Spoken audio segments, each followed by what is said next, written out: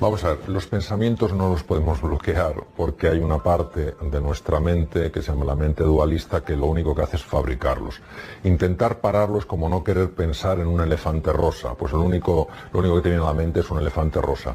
Los pensamientos se van a producir sí o sí, es decir, es parte del funcionamiento de la mente. Lo que hay que evitar es quedar atrapado en ese pensamiento. Entonces el ejercicio de mindfulness no consiste en no tener pensamientos, sino una vez que notas que el pensamiento te ha llevado, tomas conciencia de eso y vuelves a llevar la atención a lo que está ocurriendo aquí y ahora, tus sensaciones corporales, tu respiración, etc. Ese es el ejercicio de mindfulness. Las personas que creen que lo que tienen que hacer es parar el pensamiento jamás podrán incorporar esta práctica porque están haciendo lo contrario. Lo que se resiste persiste.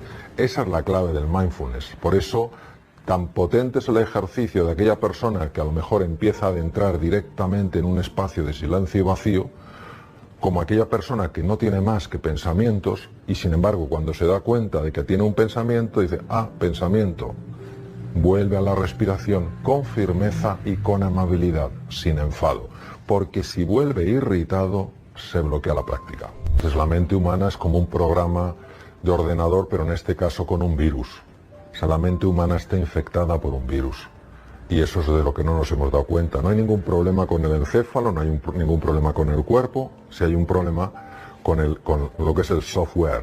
Porque efectivamente tiene un virus y ya hace 3.500 años hablaban de este virus. Y cuando una persona se quita ese virus, su vida está mucho más equilibrada en todos los sentidos. Es una persona mucho más cercana, es una persona mucho más pacífica. ¿Qué es lo que ocurre? Que nosotros intentamos serenar la mente desde la mente. Y eso no se puede hacer. El propio Einstein decía que ningún problema importante puede ser resuelto en el mismo nivel de pensamiento en el que surgió. Hay que trascender la mente. Trascender quiere decir, viene del verbo latino transcando, ir más allá de la mente. ¿Qué es ir más allá de la mente? Ir más allá de la mente quiere decir dejar de estar atrapado por eso que fabrica la mente e irte a la experiencia directa de los sentidos. Es incuestionable ya que la neuroplasticidad, la formación de nuevas neuronas, de nuevas conexiones, es un hecho, no es una opinión. Sabemos que las personas que practican mindfulness experimentan neuroplasticidad, es decir, o aumento del número de neuronas o aumento de las conexiones en varias regiones. Por ejemplo, en los hipocampos. Los hipocampos son fundamentales sobre todo en dos cosas: el aprendizaje y el control del miedo. En segundo lugar, la neuroplasticidad afecta a una región que se llama el cíngulo anterior. El cíngulo anterior es clave en todas las relaciones humanas, lo que es la inteligencia social, ¿no? Y finalmente en lo que se llama la corteza orbitofrontal izquierda, que está justo encima de la órbita del ojo izquierdo, que controla un núcleo que es la amígdala. La amígdala es la que se libera en situaciones de miedo y situaciones de ira. Imaginemos lo que es vivir con menos miedo y menos ira.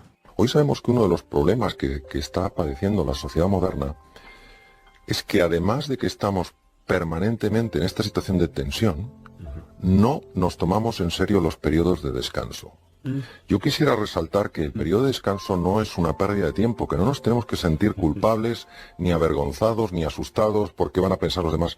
El periodo de descanso es como el sueño. Cuando una persona no duerme una media de 7 horas diarias, sabemos de forma clara que afecta a su sistema de defensa, que afecta al funcionamiento de su tubo digestivo, que empeora la memoria, que empeora la eficiencia.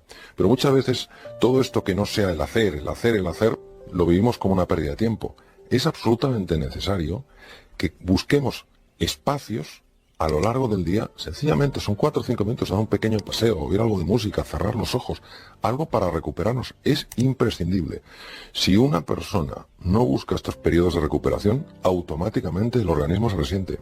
Hay que tener en cuenta que parte de la presión social que las personas experimentamos y que de alguna manera hace que intentemos adaptarnos de acuerdo a esta presión, es muy contraproducente desde el punto de vista de la salud.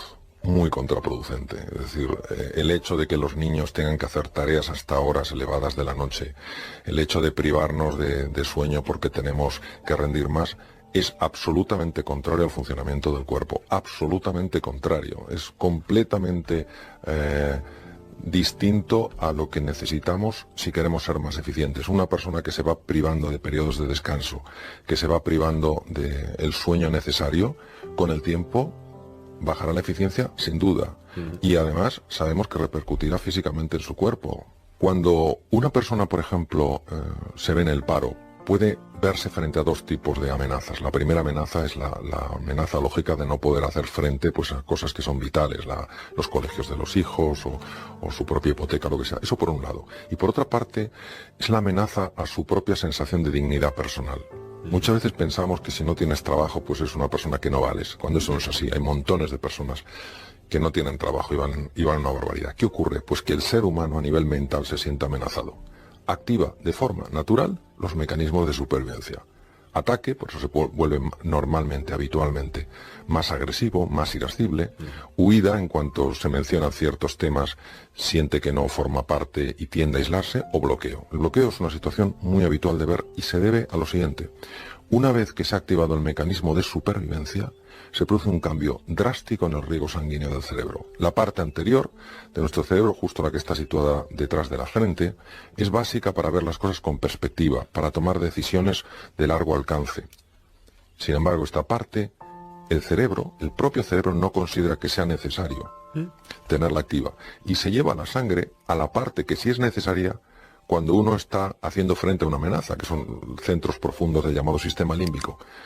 Claro, esto es una paradoja, porque realmente una persona que lo que necesita es tener una zona prefrontal perfectamente regada, con buen metabolismo, experimenta justo lo contrario. ¿Y cómo puedo yo hacer que mi pensamiento, que mi mente desconecte, que cambie, que abra la vía otra vez? Bien.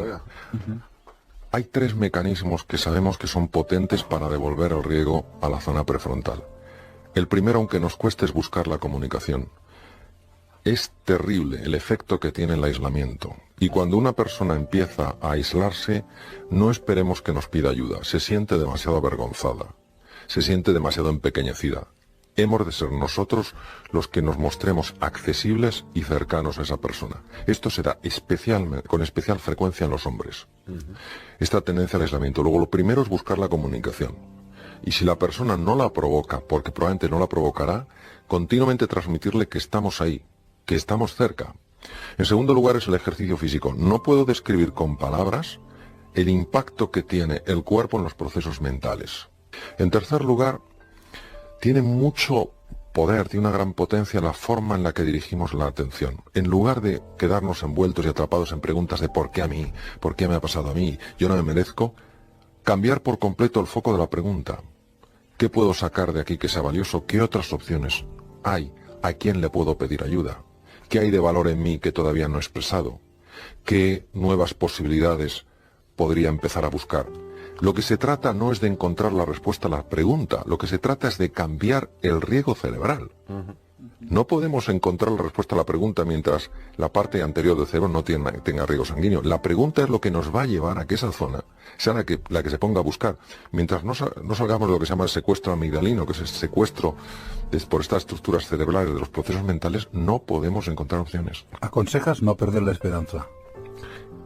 Lo único real es el presente. Todo sucede en el presente. Lo que pasa es que hay una parte de la mente humana que tiene una tendencia inmensa a no estar en el presente y a estar en el pasado o en el futuro. Esto puede tener una connotación negativa o puede tener un aspecto positivo. ¿Cuándo tiene una connotación negativa? Tiene una connotación negativa cuando estoy tan apegado a mi pasado que todo lo que yo proyecto en el futuro es sencillamente una continuidad del pasado. Entonces el pasado ya no me está influyendo, sino que me está determinando. ¿Cuándo tiene un impacto positivo? Tiene un impacto positivo cuando yo me digo a mí mismo, yo sé que lo único real es el aquí y el ahora. No hay nadie que haya podido viajar al pasado o viajar al futuro. Yo también puedo decir, ahora bien, yo tengo esta capacidad de proyectar el futuro. ¿Qué futuro puedo proyectar que genere en mí la suficiente ilusión como para que me dé fuerza en el presente? Este es el uso precioso, magnífico, enormemente posibilitador de la imaginación. Es decir, crear una realidad en el futuro que empiece a moverme ya en el presente. ¿Cómo accedemos a crear ese nuevo estado, a entrar en ese nuevo paradigma para poder estar más preparados para tomar buenas decisiones y también para poder estar más sanos y defendernos de todo aquello que nos llegue a nivel físico. Pues mira, yo te diría de entrada que con un acto radical de fe. La fe no es un acto del entendimiento, es decir, la fe es una decisión personal, profunda y radical que tú tomas. ¿A qué me refiero con un acto de fe en esta situación? Porque en esta situación o el miedo nos gobierna o la fe nos dirige, así de claro. Entonces, el miedo no es malo en el ser humano, el miedo nos ha ayudado a sobrevivir situaciones tremendamente complejas que no tenemos que olvidar. El problema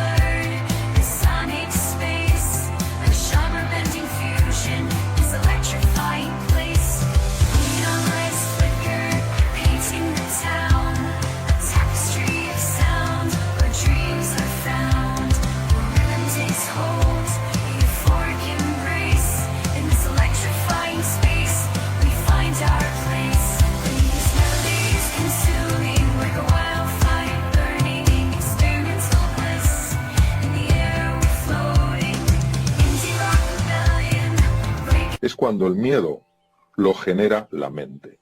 Porque la mente es capaz de intensificar y prolongar el miedo hasta niveles insospechados.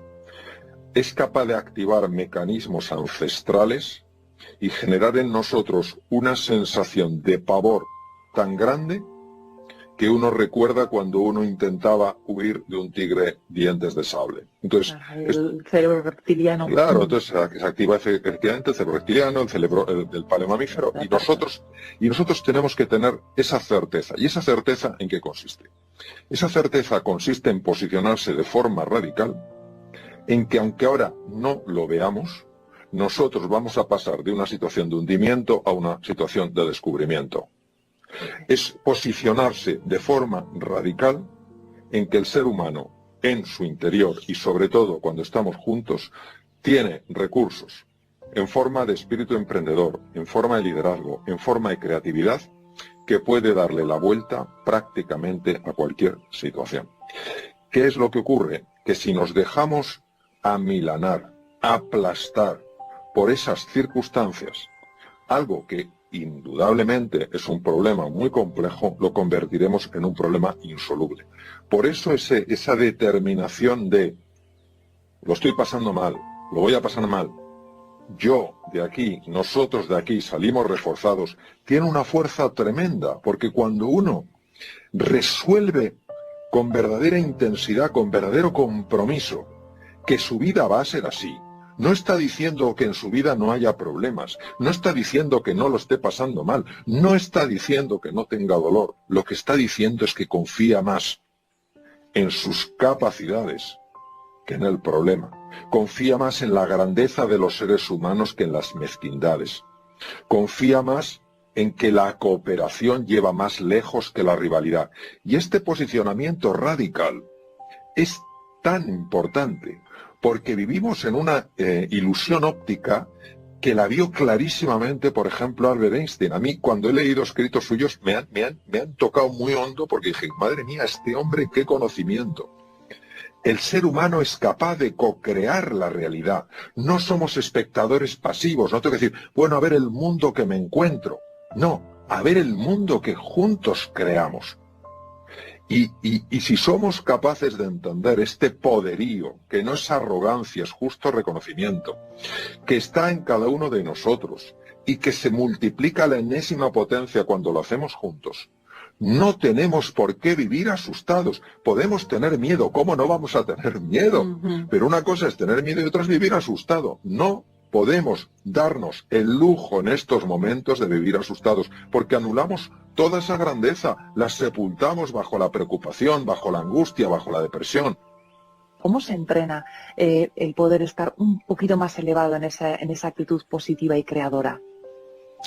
Una de las cosas que a mí más me ha llamado la atención cuando he estudiado un poquito la obra de Jung fue cuando él hablaba de las sincronicidades.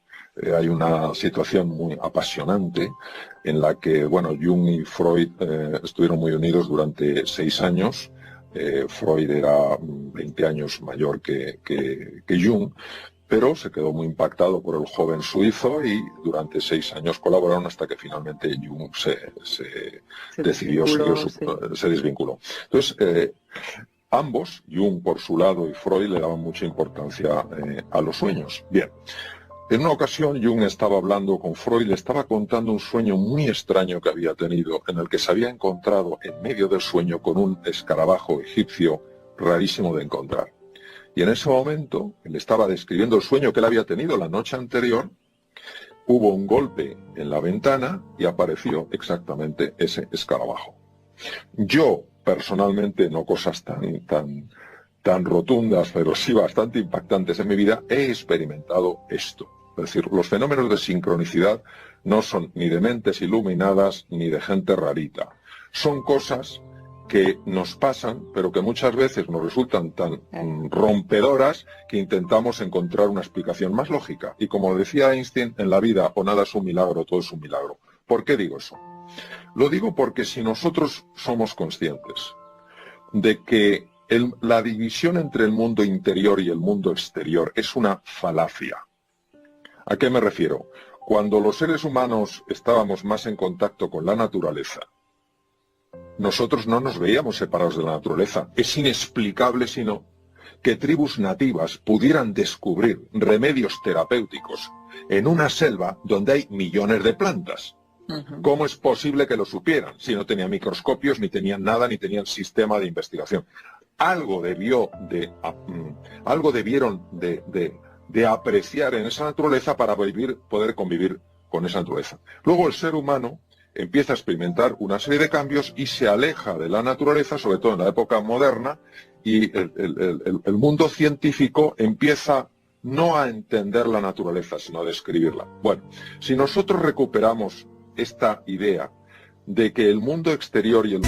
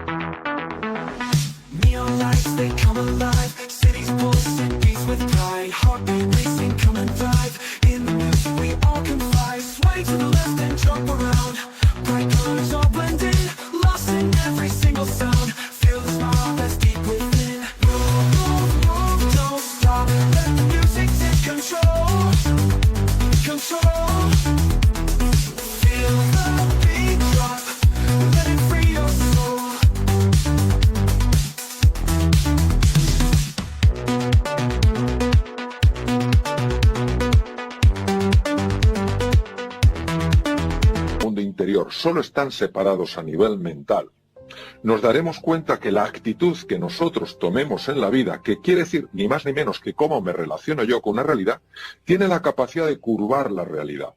¿Qué es curvar la realidad? Tiene la capacidad de afectar al mundo exterior, a las circunstancias, porque el mundo interior y el mundo exterior solo están separados a nivel de espejismo, a nivel de ficción. Y por eso le doy tantísima importancia a la actitud ante esta situación. Ahora es cuando más importante es pensar en grande. Ahora es cuando parece que es menos lógico, más contraintuitivo, es cuando más hay que hacerlo. No nos tenemos que olvidar de una cosa, la razón, lo que entendemos.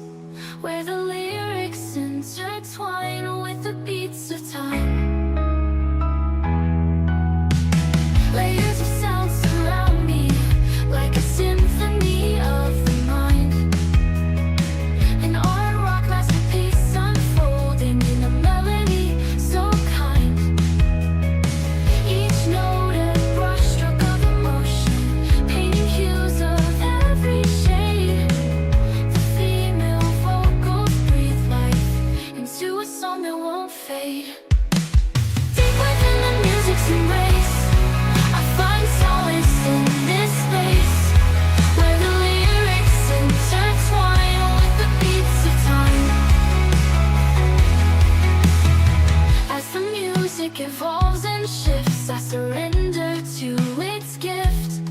An experimental journey where the deep meets the sea.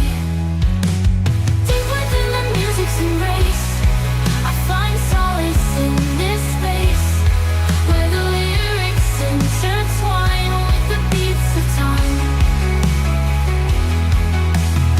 The final chord fades away in this chill melodic play. A song that lingers in the air, leaving traces everywhere.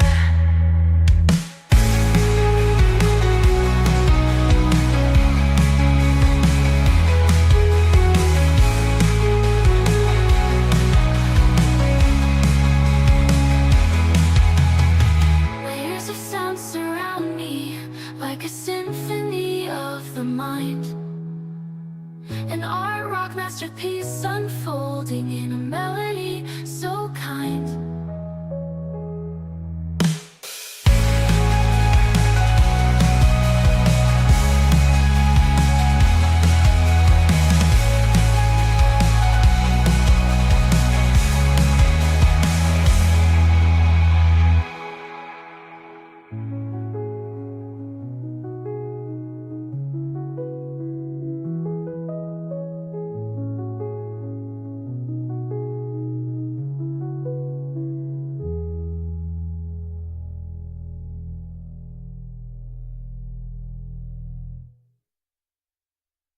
Por razón, es una forma muy limitada de conectar con el mundo. Muy limitada. Cuando el propio Einstein hizo su famoso descubrimiento de la teoría de la relatividad, efectivamente, en la física teórica, empezaron a decirle lo listo que era, lo bien que razonaba, y él se enfadó y dijo: no le atribuyo a la lógica ningún papel en el desarrollo de mis hallazgos, de mis descubrimientos, sino al poder de la imaginación. Y de ahí su famosa frase: la imaginación es más importante que el conocimiento. Lo que quiero decir es que no hay ni un solo ser humano en este planeta que no tenga la capacidad de curvar la realidad. Pero es tan contraintuitivo, es tan poco... encaja tan mal en nuestro sistema de razonamiento que uno dice, bueno, este hombre se ha fumado algo extraño. No, no he fumado nada extraño. Es que lo he vivido, lo he visto, y por eso confío tanto en eso, que no es negar la envergadura del desafío, es tampoco negar la solidez y la grandeza que existe en el ser humano. Dices que el miedo con el que estás lidiando ahora es a morirte sin saber lo que de verdad es la realidad.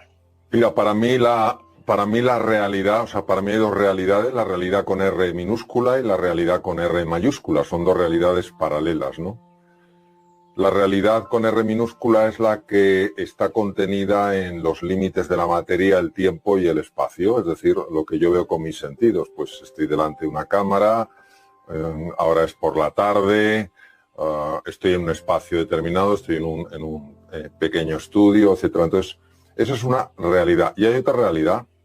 Hay una realidad que es suprasensorial, va más allá de los sentidos, no es de naturaleza material, es de naturaleza espiritual. No está contenido esta realidad en la línea del tiempo, porque es un presente eterno. Y esa es la realidad que para mí me resulta más inspiradora, más conmovedora y más transformadora. Digamos que es el fondo que está detrás de todas las formas.